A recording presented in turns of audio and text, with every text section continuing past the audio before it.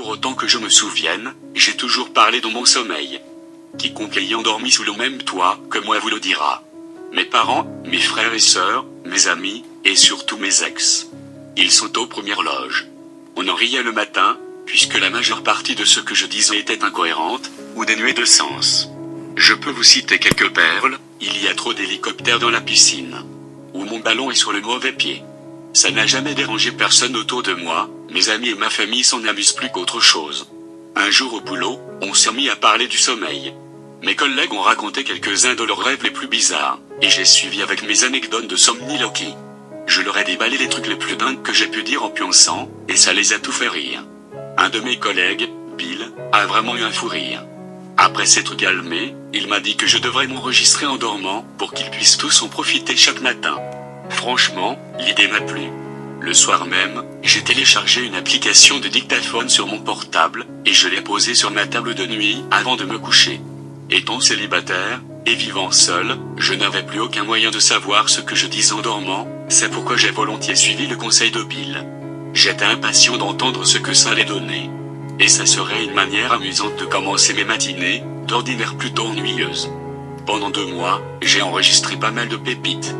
Par exemple, une nuit je ne m'arrêtais pas de crier comme si je cherchais à échapper à quelque chose, mais après quelques minutes j'ai dit mauvais frigo. Je ne sais pas pourquoi, celle-là m'a fait beaucoup rire. Et elle a eu autant d'effet sur mes collègues. Cependant, la semaine dernière, le dictaphone a enregistré quelque chose d'étrange. Alors que j'écoutais l'enregistrement à la recherche d'un truc drôle, j'ai entendu un bruit retentissant. Ça ressemblait à une porte violemment claquée. J'ai senti mon cœur manquer un battement en entendant ça. Je me demandais si quelqu'un était entré chez moi. Ma maison est un petit chalet en périphérie de la ville. Je l'ai eu pour un bon prix, en raison de son emplacement et de son âge. Du coup, certaines pièces sont vétustes, seules 2 portes étaient suffisamment solides pour être à l'origine de ce que j'avais entendu, celle du grenier et celle de la cave. Les caves et les greniers m'ont toujours foutu les jetons. Déjà enfant je n'aimais pas m'en approcher, et c'est toujours le cas en tant qu'adulte. Ils me terrifient. Et ceux de ma maison plus que les autres. Le fait qu'ils soient vieux les rendait plus sinistres. Mais malgré ma peur, je devais m'assurer que personne n'était dans la maison. Je suis sorti de mon lit, et suis allé directement à la cave, puisqu'elle était plus proche de ma chambre. J'en ai ouvert la porte à contre-cœur, et je suis descendu dans les profondeurs de ma maison. J'étais nerveux, mais il fallait que je me rassure. La cave était vide. Je me suis dépêché de remonter, et je me suis dirigé vers le grenier. Une fois devant la porte, je me suis figé. Autant, les caves ça me fout les chocottes, mais les greniers c'est encore pire. Peut-être parce qu'ils ont toujours été un mystère pour moi. Pour être complètement honnête, je n'ai été dans un grenier qu'une seule fois dans ma vie, et c'était pour aider mon père à descendre les décorations de Noël. Même à l'époque j'étais effrayé. À cause de ma peur des greniers, j'y ai installé un pème dormant en emménageant. Ça a l'air con, mais bon, ça m'aide à dormir. En examinant la porte, j'ai remarqué qu'il était toujours verrouillé. Un intrus aurait pu y aller et le refermer en ressortant, mais au moins je savais qu'il n'y avait personne à l'intérieur. Ça m'a servi d'excuse pour ne pas y aller. Je suis retourné en bas, et j'ai essayé de ne plus penser au bruit. J'ai continué d'enregistrer mes nuits dans l'espoir de trouver de nouvelles pépites.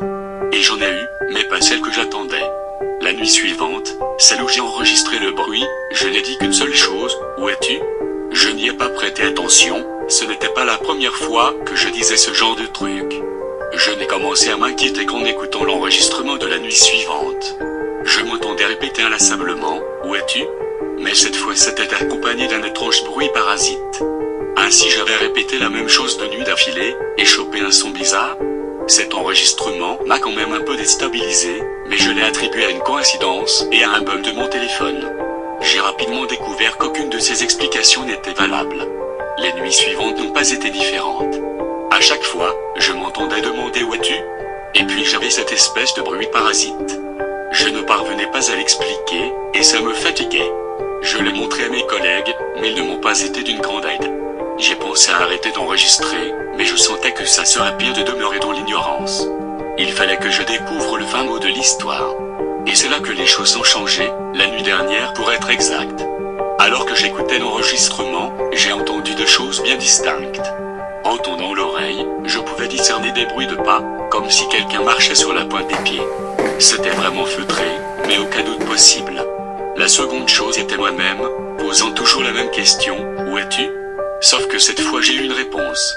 C'était un chuchotement, très bas, mais j'ai pu le comprendre. Je suis en haut.